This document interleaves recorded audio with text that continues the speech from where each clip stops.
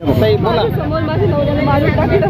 त्यांच्या पाठीवर 16 वार होते, 16 वार त्यांच्या किडनीला लागलं. आता जायच्या आधी माझ्या डोळ्यासमोर त्यांना मारून टाकलं. त्यांनी अगोदर सगळी प्लॅनिंग केली आणि आम्हाला त्यांनी खूप वेळेस धमकी दिली होती, 100 वेळेस धमकी दिली होती की आम्ही तुम्हाला मारून टाकू, पूर्ण परिवाराला किंवा कोणाला तरी मारून टाकू. त्यांनी खरंच करून दाखवलं. काल तुम्ही या संदर्भात तक्रार पोलिसांना दिली होती, पोलिसांनी त्यावेळेस काहीच कारवाई नाही केली. खूप वेळेस लगे 1-2 नाही, कमीत कमी 50 वेळेस त्यांना त्यांच्या विरुद्ध तक्रार दिली होती. ते म्हणत होते काही होऊ द्या मग आम्ही येतो म्हणे.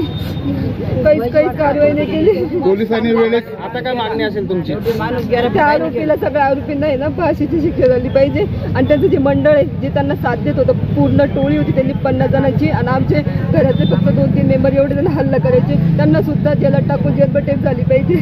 तुम्हाला असं वाटतंय का पोलिसांनी जर वेळेत हस्तक्षेप केला असता ते घटना टळली असते? तुमचं टळली असते. आज माझा नवरा जिवंत असता, त्यांनी काही केलं नाही म्हणून आज. काय नाव ते आपलं? ताई नाव काय आपलं? म्हणे माझं कोणीच काही करत नाही म्हणे, मी येत जात राहतो म्हणे आणि माझ्यासाठी काय म्हणे म्हणे मी करून दाखवेन म्हणे. करून दाखवलं काल. धमकी देत होती ती, भरपूर वर्षापासून धमकी देत होती ती. आणि एवढं करून बी तिला माघारी घेतली होती. हे काही बोलत नव्हते, माझे माणसं कोणी बोलायसारखे नव्हते. त्यांनी यांच्यावर आरोपी घेतले. त्यांनी यांना मारहाण करायची धमकी दिली आणि घरात शिरून मारलं त्यांना.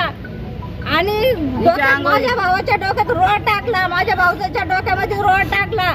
त्याला इतकरी मारून. मावशी काय झालं पोलीस स्टेशनला? तुम्ही बॉडी घेत नाही म्हणताय, काय करणार? न्याय पाहिजे. आम्ही बॉडी कसं काय घेणार? आम्ही बॉडी घेणार नाही. न्याय पाहिजे. आम्ही बॉडी काय झालं होतं?